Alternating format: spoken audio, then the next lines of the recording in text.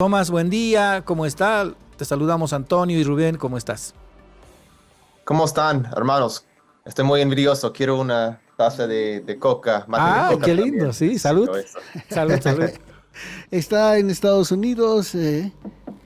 Sí, estoy en los Estados Unidos en Qué este bien, momento. Estoy en, Virginia, Washington, D.C., más o Washington, menos. D.C. Sí. Hemos convocado a Thomas Becker para un asunto que él conoce mucho. Ayer se ha conocido una segunda sentencia contra Arturo Murillo, esta vez devenida de un proceso judicial civil que ha planteado el Estado Plurinacional de Bolivia contra el sentenciado ministro de Gobierno de Yanine Áñez, don Arturo Murillo Prijic. Porque como ha sido ya sentenciado por haber ingresado dinero de sobreprecio de la compra de gases lacrimógenos en 2019, en Estados Unidos le han pillado lavando dinero y además sobornando, Ujú. ese dinero tiene que volver al Estado boliviano.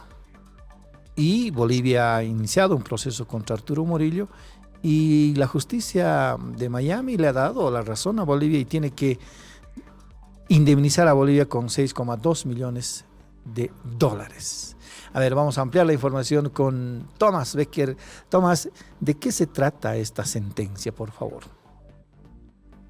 Bueno, hermano, es un golpe a Murillo, un golpe muy fuerte. Como has mencionado, él perdió otro caso, un caso criminal de soborno, lavado de dinero, y está en cárcel por 70 meses. En Gringolandia no es como en Bolivia, generalmente hay casos criminales y después del caso criminal puedes aumentar con un caso civil, más o menos. Aquí tiene que es totalmente separado, entonces otro juez, otro proceso. Y el gobierno de Bolivia, procesó a Murillo, comenzó un juicio contra él y ganó, más o menos ganó ayer o hace 2 días por la tarde. Em, Ganaron 6 millones y punto dólares. Más Murillo tiene que pagar más bueno, los costos Costas, legales de los abogados multas. de Sí. Bolivia. Ujú. Em, Él perdió por su conspiración de transferencias fraudulentas, en este caso de gases y de armas. Em, pero algo muy interesante es, él no participó en el caso, muy raro, pero él tenía que responder a una demanda del gobierno de Bolivia, nunca respondió, entonces él técnicamente perdió hace un mes. La corte hizo un default judgment, como una decisión rebelde, no sé cómo se dice en Sí. español, Ujú. y ofrecieron un mes para responder, pero nunca respondió. No ha respondido a varias, cartas de la corte, entonces hace 2 días decidieron que iban a terminar el caso y él tiene que pagar 6 millones y pico al gobierno de Bolivia. No es mucho ese dinero con relación a los 530.000 dólares que aparentemente él recibió de parte de los sobreprecios que se han distribuido entre otros amigotes que tenía Arturo Murillo, entre ellos el deportado Sergio Méndez. Se sabe que tiene dinero. ¿Cómo se opera en este caso en la justicia estadounidense, Thomas? Como hay, le han confiscado algunos bienes, ¿podrá retirarse o podrá venderse alguno de los bienes para pagar a Bolivia ese monto? ¿Se puede pensar de que Bolivia va a recuperar esos 6 millones? La verdad es, yo no sé. Por lo menos él tiene plata. No sabemos cuánta plata tiene que es accesible. Pero si es accesible y legal, el gobierno de los Estados Unidos puede congelar sus propiedades, sus bienes, sus intereses o sus cuentas de banco. Ujú. Pero esta información no tenemos, no es público. Por lo menos en este momento no es público. Ya. Entonces, no sabemos cuánto dinero tiene o por lo menos cuánto dinero que él tiene legalmente. Es posible que tiene una cuenta en el Caribe, pero los gringos no tienen acceso a esto. Entonces, si está en los Estados Unidos o tal vez en Bolivia, puede congelar su propiedad, sus cuentas y tomar el dinero si él no paga. Tomás, ahora hay algunos casos que tú conozcas y que se han llevado a la realidad, es decir, cualquier otro caso en el que se ha encontrado culpable a una persona de daño económico y se le ha obligado a devolver y ha devuelto el dinero a su estado. ¿Tú conoces casos que se hayan concretado, Tomás? Bueno, hay varios casos en los Estados Unidos, personas que han robado dinero, tenía que, dar el dinero al Estado. A otros países, no sé, pero es un caso, si no es el único, no es muy común, ¿no? Generalmente, los líderes en otros países, no, bueno, roban de su pueblo y su gobierno, pero no escapan a los Estados Unidos y pierden casos como esto. Entonces, es una señal que lo que pasó en 2019, Claro. 2020, fue muy fuerte, porque generalmente los gringos es muy complicado procesar una persona en los Estados Unidos. El nivel de pruebas que tiene que presentar es mucho más complicado. Y también, eh, para estar totalmente honesto, los gringos protegen a personas como Murillo, generalmente, pero los delitos eran tan fuertes que procesaron dos veces en un caso criminal y un caso civil. Entonces, los gringos, a mí señala que los gringos no quieren a Murillo en los Estados Unidos, están enojados con él y esto es algo jurídico, pero también políticamente señala que es muy probable que van a extraditar a Murillo como Sergio Méndez porque es una persona que ha cometido varios delitos horribles en Bolivia. Ahora, cierto, ya conversábamos contigo también cuando ocurrió la sentencia ya directa por soborno y lavado de dinero contra Arturo Murillo ya en la justicia estadounidense como un hecho histórico inédito y una señal política.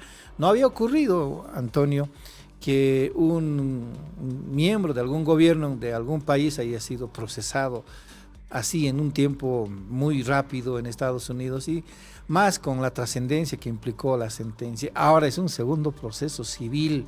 Yo quiero insistir en esto que dices, Tomás. ¿Es posible que también a Arturo Murillo lo deporten? ¿Qué señales jurídicas se pueden advertir en este caso? Bueno, lo que puedo decir, primero voy a mencionar los obstáculos. Si él presenta una aplicación de asilo, si él dice que si regresa a Bolivia, el gobierno de Bolivia va a torturar, va a matar, hay la posibilidad de asilo. Siempre hay esta posibilidad. Pero en general, después de un delito de este nivel, deporta a la persona. Y como he dicho, lo que pasó con Sergio Méndez la semana pasada es una señal que si una persona de este nivel, mucho menos alto, con menos delitos, ellos, los gringos han deportado a esta persona, a mí señala que probablemente va a deportar a Murillo también. Y también, y fue muy raro que él no respondió a la demanda en este caso civil, no el caso criminal, porque también es más o menos un insulto al sistema gringo. Ajá. Y los políticos van a estar enojados, para estar honesto. Es un insulto cuando no responde a la corte varias veces. Ha tenido una oportunidad varias veces. No respondió. Y no es que está en otro país. Está en Gringolandia, en una cárcel federal o en una prisión federal en Florida.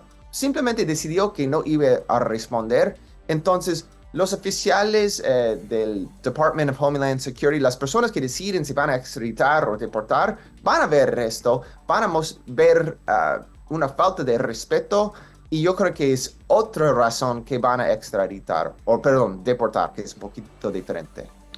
Tomás, y justo eso te va a preguntar, ¿por qué crees tú o por qué sospechamos en este caso de que Murillo no haya respondido en este caso a la justicia en los Estados Unidos? ¿Qué puede haber pasado? ¿Está de repente tramando algo, negociando algo o simplemente no quiso? ¿Qué piensas tú? La verdad es, yo no sé, desde la perspectiva de un abogado, yo no puedo imaginar por qué no respondes. Si está negociando con el gobierno, puede negociar, pero para no responder varias veces a un juez es muy raro. No entiendo. Tal vez, la verdad, pero es Murillo. Es una persona que abiertamente dice en la tele que las mujeres que quieren abortos deben matarse. Si van a matar las personas del MAS. Es una persona tan Violenta. arrogante, entonces no sé si es es más de su arrogancia, pero como una estrategia legal, yo no entiendo. Simplemente no entiendo porque va a complicar su situación. Si están en una negociación con el gobierno de los Estados Unidos para bajar su sentencia o para evitar una deportación, todavía él puede responder, porque no es que el juicio va a comenzar mañana o juicio oral, es solamente una etapa. Como sabemos del juicio de Goni, hay varias etapas y él estaba en la etapa de motion to dismiss, donde la corte decide si va a sacar o no. Entonces, hay varios, literalmente años de descubrimiento, discovery, de investigaciones, y después, si hay suficientes pruebas, hay un juicio oral. Entonces, habían otras oportunidades de salir del proceso en una forma más formal, legal, pero Sí. él simplemente no respondió a la corte. La corte. Ahora, quizás también esto es una hipótesis. Ya lo ha dado por perdido porque ya tiene una sentencia que ha establecido exactamente que el dinero del sobreprecio se repartió entre él, un funcionario del Ministerio de Defensa. Yo no tengo dudas en este caso, porque las investigaciones dicen un funcionario de defensa. Ese es pues Luis Fernando López, porque Luis Fernando López fue quien firmó el contrato con BTS, con Bravo Tactical Solutions, así se llama, ¿no? Él firmó el contrato a nombre del gobierno de Bolivia entonces. Y cierto, quizás lo ha dado por perdido y 6 millones de dólares no son nada, habrá dicho. No son nada, habrá dicho. 6 millones al fin no es el dinero que seguramente Bolivia persigue, sino la jurisprudencia en este caso, Tomás, ¿no? Sí, y bueno, la verdad es, sabemos que perder, bueno, no puedo decir 100%, pero muy probable que iba a perder por varias razones. Ya perdió en un caso criminal. Hay muchas pruebas que pueden usar, más o menos todos los que participaron en esta conspiración han dicho que son responsables. Entonces es como un smoking gun.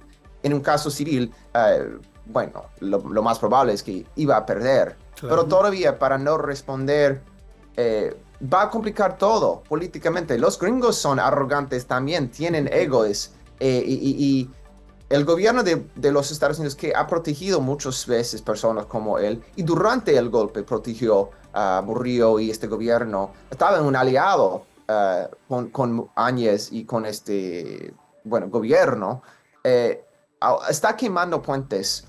Yo creo que tenían algunos aliados aquí en los Estados Unidos, pero este va a complicar su situación mucho más. Tomás, Murillo tiene una sentencia de 70 meses, ¿es verdad? En el caso que perdió anteriormente.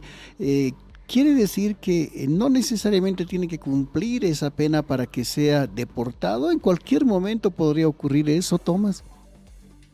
En teoría sí. En la práctica generalmente tiene que servir su sentencia. Es un factor no responder a los casos en los Estados Unidos. Ajá. Que tal vez puede complicar esto, pero en general no. La verdad es no va. Hay pocos casos donde deportan antes de servir su sentencia, pero él puede salir un poquito antes si deportan, si sale por buen comportamiento. Entonces él recibió 70 meses, pero puede bajar esto por más o menos un año si está en la prisión sin problemas. No sé mucho de esto. Estas cosas no son públicos hasta que recibimos la información, pero no es que las prisiones publiquen cosas diciendo esta persona es bueno, esta persona es malo. Él tiene que ir frente de más o menos un comité que decide si hay buen comportamiento o no.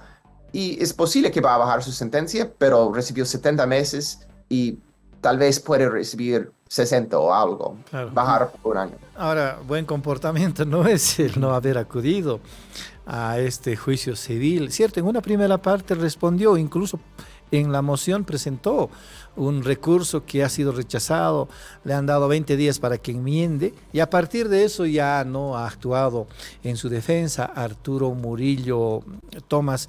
Ahora, usted sabe, tú sabes mejor, Tomás, ¿cómo salió deportado Sergio Méndez? ¿Qué elementos permitieron su deportación? Tú nos recuerdas de que incluso él es el cómplice nada más, no es el autor principal de todo esto. Sí, hay un par de cosas. Primero, los felonies, los de un nivel de este nivel o más, sacan las personas generalmente. Ujú. Pero hay más interés en los Estados Unidos cuando es un ex oficial.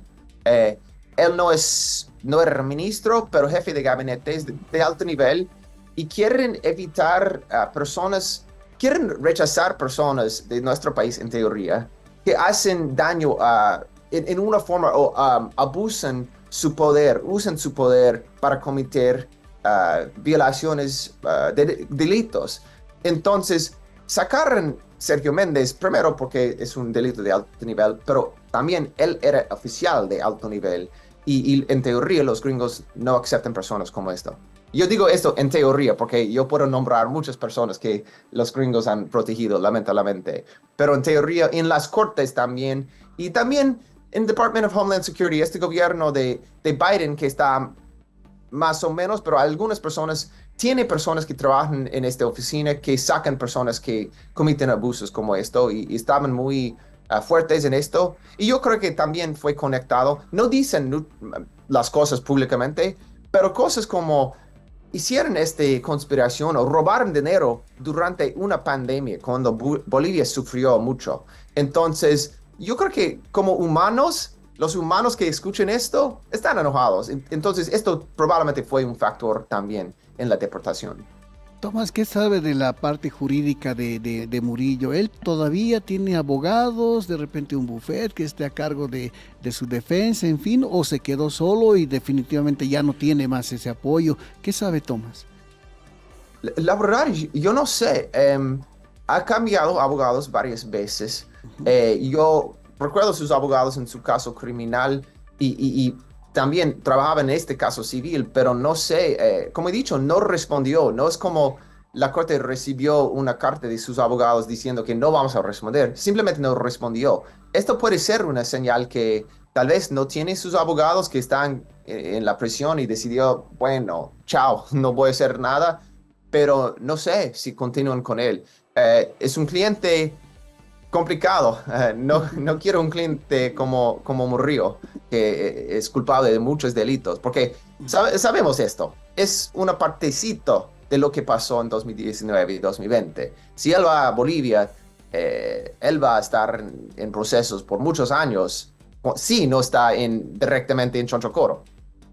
Tomás, vamos a aprovechar, Rubén, para preguntarle siempre la gentileza que tiene con Tomás, ¿qué sabe de estas dos personas en las que Bolivia está muy interesado de que en algún momento también puedan regresar al país a rendir cuentas, aunque cuesta mucho, sabemos, pero ¿qué sabe de la vida de Gonzalo Sánchez de Lozada y de Carlos Sánchez Berzaín? ¿En qué andarán? Si alguna vez usted se tropezó con ellos en alguno de sus viajes o recibió alguna información, ¿qué nos puede contar, Tomás? De Goni no sé mucho. Yo creo que tiene 93, 94 años, es un poco más, es mayor y no está muy involucrado públicamente en cosas. Entonces, la verdad no sé mucho de él. Sánchez Persaín estaba muy activo en Florida con los grupos, bueno, derechistas, antidemocráticos, en mi opinión, y tiene su ONG de Derechos Humanos y Democracia, que es una ironía. Pero está muy involucrado bueno, hace conferencias. Él publicó un artículo hace 2 días en Infobae sobre lo que pasó en Ecuador, criticando el Castro chavismo de México, de Bolivia, de Ecuador. Entonces él todavía está activo, pero la verdad es, no sé, en términos de, está activo en círculos muy derechistas, pero ha perdido mucho eh, clout, como le decimos aquí, porque él perdió el caso, ¿no? Entonces, en círculos normales, las personas saben que esta persona perdió un caso, es responsable de ejecuciones extrajudiciales, según un caso, una corte en los Estados Unidos. Entonces, los gringos son arrogantes y piensan nuestro sistema judicial es perfecto, entonces yo no creo que es verdad, pero los gringos creen esto. Y entonces saben que nuestros cortes decidieron que él es culpable de ejecuciones extrajudiciales y por eso él no está hablando en conferencias o en universidades o conferencias prestigiosas, solamente en sus conferencias pequeñas bueno, los círculos derechistas. Perdió credibilidad, es lo que nos quería decir Thomas, ¿no? Ha perdido muchísimo, pero todavía quiero mencionar, todavía tiene su plata, tiene sus propiedades, no es una persona pobre. Claro, seguramente muchos de esos fondos no son necesariamente suyos. Exactamente, sí. Muy bien, pues Tomás, qué gusto hablar. ¿Cuándo va a estar con nosotros en Bolivia? Tal vez el fin de mes. Es contacto, charlamos, tomamos una taza Una de tacita matecito. de matecito de coca. Sí, yo para el final, en el estudio, yo para el final preguntaría a Tomás, al final, cómo entendió este informe de la CIDH respecto de su visita en loco el año pasado. Ha recomendado a Bolivia una serie de elementos, especialmente ha cuestionado la incapacidad en Bolivia de la cohesión social debido a la polarización política que está calando en la ciudadanía, y no he visto mucho detalle, o diré muchos elementos relativos a las masacres de Sacaba y Sencata. ¿Leyó el informe de la CIDH en este caso de la visita in loco, Tomás? Sí, vi el informe y yo creo que fue muy útil y ojalá pueda servir para avanzar los casos. Eso es la cosa más importante a mí, es que los casos, las víctimas todavía no han recibido reparaciones, no han recibido la posibilidad de juicio, en muchos casos, especialmente Sacaba, Sencata, y hay muchas personas que son responsables, para estar totalmente honesto. Estoy hablando de la oposición que todavía niegan que existen, que hubo masacre en Sacaba, que hubo masacre en Sencata. Todavía niegan esto. Sí, sí. Pero también el gobierno de Bolivia tiene que avanzar con estos casos. Y yo entiendo, el sistema de Bolivia, el sistema judicial ha sido muy complicado por muchos años. No es simplemente la culpa de este gobierno. Todos los gobiernos han sufrido con un sistema judicial débil en Bolivia. Y por eso no han avanzado los casos suficientemente, en mi opinión. Entonces, la CIDH ha criticado esto y yo creo que la oposición tiene que aceptar son masacres, había masacres, pero también este gobierno tiene que priorizar reparaciones y casos para las víctimas, porque vamos a ver otros masacres. Si no hay justicia, bueno, siempre digo esto, si hay justicia, justicia crea más justicia, impunidad crea más impunidad. Entonces, si hay impunidad para lo que pasó en 2019, vamos a otros masacres, otros golpes, y tiene que avanzar, priorizar a las víctimas, en mi opinión.